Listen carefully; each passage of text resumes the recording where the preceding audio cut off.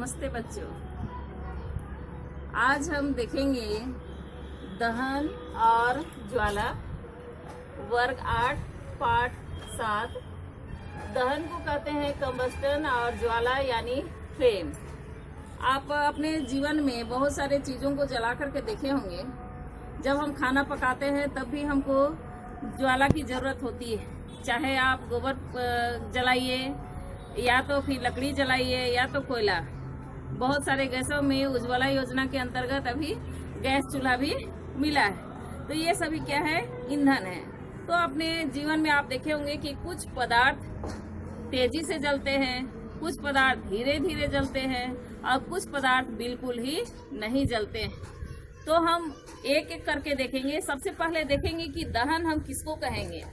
तो दहन क्या है? वह रासायनिक प्रक्रम जिसमें पदार्थ वायु यानी ऑक्सीजन से अभिक्रिया कर ऊष्मा और प्रकाश देते हैं।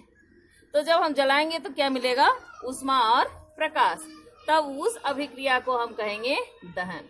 दहन के आधार पे हम पदार्थ को दो भागों में बांटते हैं।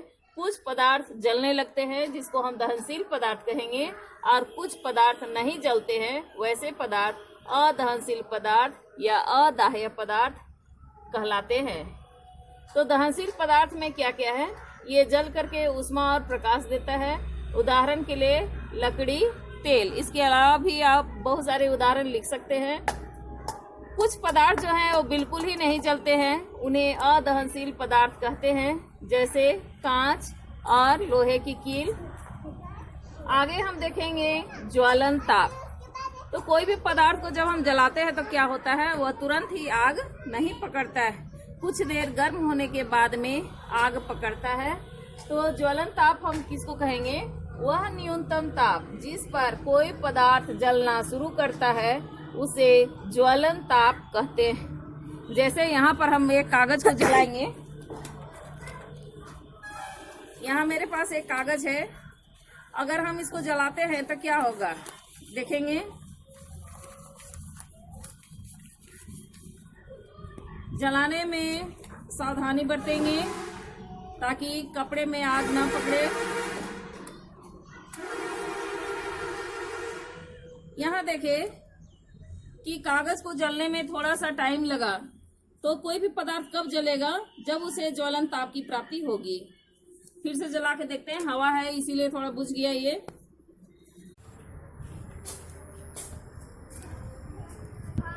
यहाँ पर हम देखेंगे कि कोई भी पदार्थ जब जलता है तो क्या होता है? ज्वाला उत्पन्न होता है। ज्वाला के साथ रोशनी और प्रकाश भी उत्पन्न होता है। अब बुझाने के लिए हम क्या करते हैं?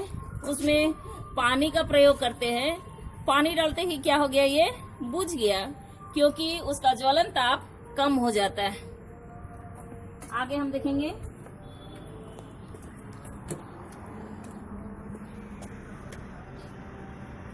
तो दहन के लिए आवश्यक परिस्थितियां 3 परिस्थितियां हैं। एक तो हम देखें दहनशील पदार्थ। यहाँ हम दहनशील पदार्थ क्या लिए थे? कागज। दूसरा था हवा यानी ऑक्सीजन की आपूर्ति, और तीसरा था ज्वलन ताप की प्राप्ति। तो ज्वलन ताप की प्राप्ति जब तक नहीं होगी तब तक क्या होगा? हमारा कोई भी पदार्थ नहीं जलेगा।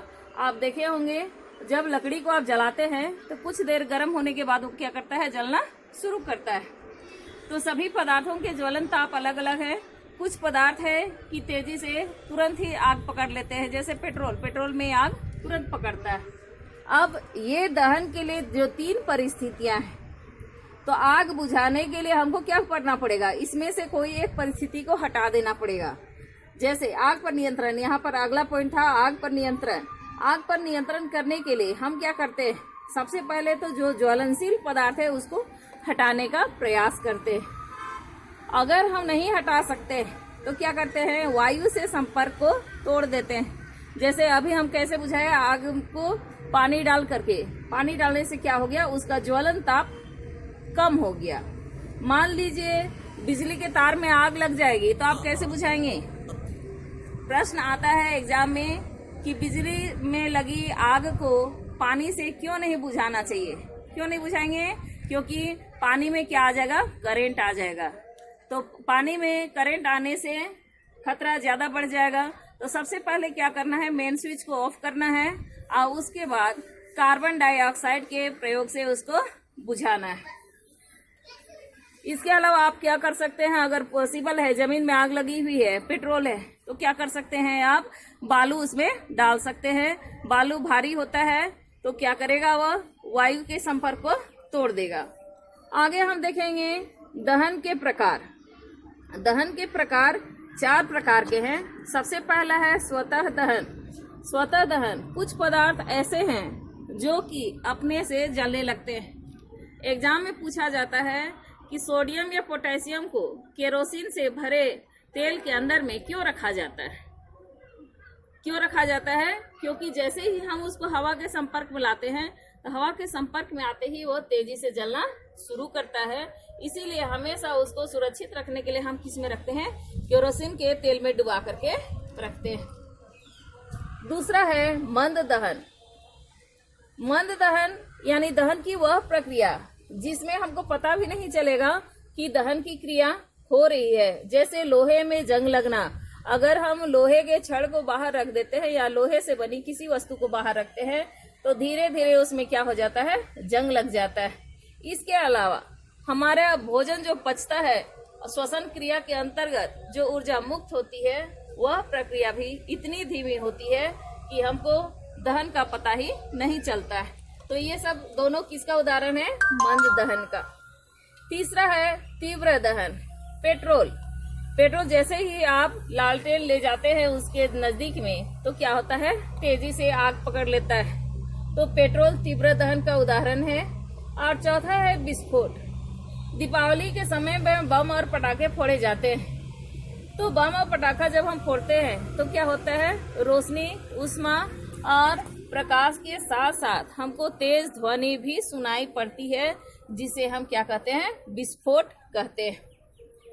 अभी हमने जब जलाया था कागज को तो हम ज्वाला के कितने क्षेत्र देखे थे, 4 क्षेत्र देखे थे। तो सबसे पहला जो क्षेत्र होता है नीला क्षेत्र, दूसरा है काला क्षेत्र, तीसरा है दीप्त क्षेत्र और चौथा है अदीप्त क्षेत्र। उसको हम मोमबत्ती के प्रकाश में भी आसानी से देख सकते हैं। इसके अलावा एक और प्रयोग हम देखेंगे जिसमें देखेंगे कि दहन के लिए ऑक्सीजन की आवश्यकता होती है। तो हम कैसे जानेंगे कि दहन में ऑक्सीजन का उपयोग हुआ, एक कार्यकलाप करेंगे उसके लिए। अभी हम इसमें 2 तरह के प्रयोग दिखा रहे हैं। सबसे पहले हम देखेंगे ज्वाला के विभिन्न क्षेत्र। तो यहाँ अंदर में आप देख सकते हैं काला भाग है। तो ये जो काला भाग है वह क्या है, कार्बन, यानी अंदर का जो पदार्थ नहीं जलता है वह काला क्षेत्र कहलाता है। जब हम कोई चीज को यहाँ डालेंगे तो क्या हो जाएगा, वो काला हो जाएगा। इस तरह से बाहर का जो क्षेत्र है वो काफी गर्म होता है क्योंकि वो पूर्ण रूप से जल जाता है और वो कहलाता है नीला क्षेत्र। जब कोई सोनार या लोहार कोई चीज को पिघलाता है तो अपनी फूकनी से इस तरह से क्या करता है, वो बाहर के लौ को लेता है। तो बाहर का क्षेत्र सबसे गर्म होता है। और फिर अंदर देख रहे हैं पीला क्षेत्र। पीला क्षेत्र भी दीप्त क्षेत्र कहलाता है। तो इसमें 4 क्षेत्र हुए। एक तो है काला क्षेत्र, बाहर का सबसे बाहर का नीला क्षेत्र, फिर है पीला क्षेत्र और यानी दीप्त क्षेत्र और अदीप्त क्षेत्र। 4 क्षेत्र हुए, काला क्षेत्र, काला भाग, नीला भाग, दीप्त और अदीप्त भाग। तो ये भी परीक्षा में पूछा जाता है कि सोनार या लोहार जो है वो ज्वाला के किस भाग का प्रयोग करता है। किस भाग का प्रयोग करता है, सबसे बाहरी भाग, क्योंकि बाहरी भाग सबसे गर्म होता है और वह नीले लौ के साथ जलता है। आगे हम इसमें देखेंगे कि जलने में कोई भी चीज जब जलती है तो ऑक्सीजन का उपयोग होता है। यहाँ हम देखेंगे एक मोमबत्ती ले लिए हैं और उसमें हम पानी भरेंगे इस तरह से धीरे धीरे, ताकि वो मोमबत्ती में ना पड़े। और उसे हम क्या करेंगे, एक कांच के गिलास से इस प्रकार हम ढक देंगे और हम प्रतीक्षा करेंगे कि कब तक वह मोमबत्ती हमारी जलती है। तो हम देखते हैं कि थोड़ी देर के बाद में मोमबत्ती का जलना बुझ जाता है। क्यों? क्योंकि गिलास के अंदर में जब तक ऑक्सीजन था तब तक मोमबत्ती जली और थोड़ी देर के बाद जब ऑक्सीजन खत्म हो गया तो क्या हो गया, बुझ गया। उसके बुझते ही हम देखते हैं कि जो प्लेट में पानी था वो गिलास में ध्यान से देखेंगे वो कुछ दूरी तक ऊपर चढ़ गया, यानी कि जो ऑक्सीजन जलने में सहायक हुआ उसका स्थान रिक्त हो गया और उसकी खाली जगह को भरने के लिए पानी क्या होती है, ऊपर की ओर चढ़ती है। तो ये क्रियाकलाप भी आप याद रखेंगे और अपने अपने घरों में करके देखेंगे। ज्वलन ताप की प्राप्ति को समझने के लिए आप क्या कर सकते हैं, एक कागज की कटोरी बनाइए और उसमें पानी भरिए, पूरी तरह पानी भरिए और उसको गर्म कीजिए। गर्म करने पर क्या होगा कि पानी खौल जाएगा लेकिन कागज नहीं जलता है। क्यों नहीं जलेगा? क्योंकि जो ऊष्मा हम प्रदान कर रहे हैं वह पानी सोख लेता है और उसका बॉइलिंग पॉइंट बढ़ जाता है, लेकिन कागज को उसका ज्वलन ताप नहीं मिलता है। ज्वलन ताप नहीं मिलने के कारण कागज नहीं जलता है। आगे हम देखेंगे अगले वीडियो में आदर्श ईंधन की क्या क्या विशेषताएं हैं, किस पदार्थ का ज्वलन ताप क्या है। आज के लिए इतना ही, धन्यवाद।